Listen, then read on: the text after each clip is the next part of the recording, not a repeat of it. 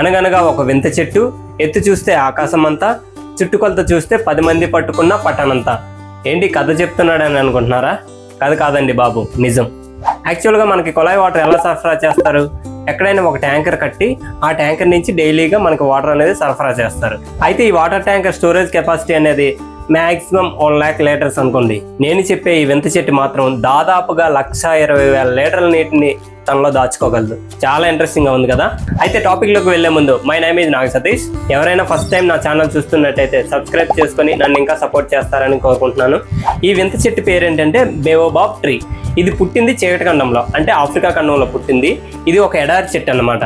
Africa ఖండంలో 32 దేశాల్లో ఈ చెట్లు అనేవి పెరుగుతూ ఉంటాయి. అండ్ ఇంకా ఏంటంటే ఇది 1000 సంవత్సరాల పాటు బతుకుతుందంట. 6000 సంవత్సరం నాటి చెట్లు కూడా ఇంకా ఇప్పటికీ ఉన్నాయంట. ఈ చెట్టు చుట్టుకొలత అనేది దాదాపుగా 50 మీటర్లు ఉంటుంది. హైట్ అయితే 100 feet వరకు ఉంటుంది. ఇవి ఎడారి ప్రాంతంలో ఉంటాయి కాబట్టి అక్కడ వాతావరణాన్ని తట్టుకునే విధంగా ఈ చెట్టు తన కాండంలో వాటర్ని స్టోర్ చేసుకుంటుంది.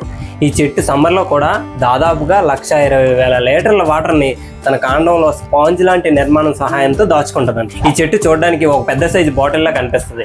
అందుకే దీన్ని బాటిల్ ట్రీ అని కూడా అంటారు. ఈ చెట్లు 1000 సంవత్సరాలు బతుకుతాయి కాబట్టి వాటి కాండం అనేది తొర్రలుగా ఏర్పడుతుంది. అందువల్ల చాలా జంతువులు ఈ చెట్టులో తలదాచుకుంటాయి. ఈ చెట్టులో పనికిరానిదంటూ ఏమీ ఉండదంట. ఆకులు, పండ్లు, కాండం నుండి చివరికి వేర్లు వరకు కూడా అన్ని ఉపయోగపడతాయి. అందుకే దీన్ని ట్రీ ఆఫ్ లైఫ్ అని కూడా అంటారు. దీని లోపల మనుషులు కూడా ఉండొచ్చంట.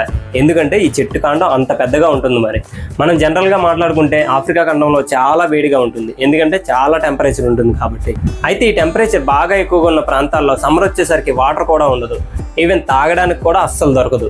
అందువల్ల అక్కడ ఉన్న ఆదివాసీలు ఏం చేస్తారంటే ఈ బేవోబాబ్ ట్రీ యొక్క కాండం అనేది ఒలిచేసి అందులో రెయినీ సీజన్లో వాటర్ని ఫుల్గా స్టోర్ చేస్తారంట. అలా స్టోర్ చేశాక ఆ హోల్ని మళ్ళీ ఒక పల్చని రేక్తో మూసేస్తారంట.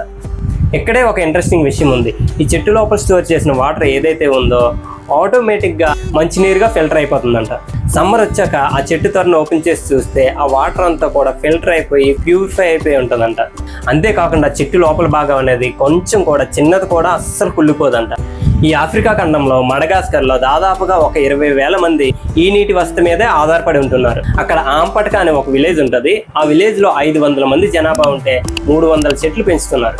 మన పెట్ యానిమల్స్ కి మనం పేర్లు ఎలా అయితే పెట్టుకుంటామో వీళ్ళు కూడా ఆ చెట్లకి అలా పేర్లు పెట్టుకుంటారు. ఎందుకంటే ఈ చెట్లు అనేవి వాళ్ళకి అంత ఇంపార్టెంట్ అన్నమాట.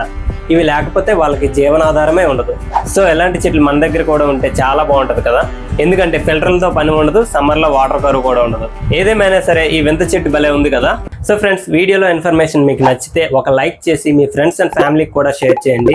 మరిన్ని ఎలాంటి ఇంట్రెస్టింగ్ వీడియోస్ కోసం మా ఛానల్ని సబ్స్క్రైబ్ చేసుకోండి.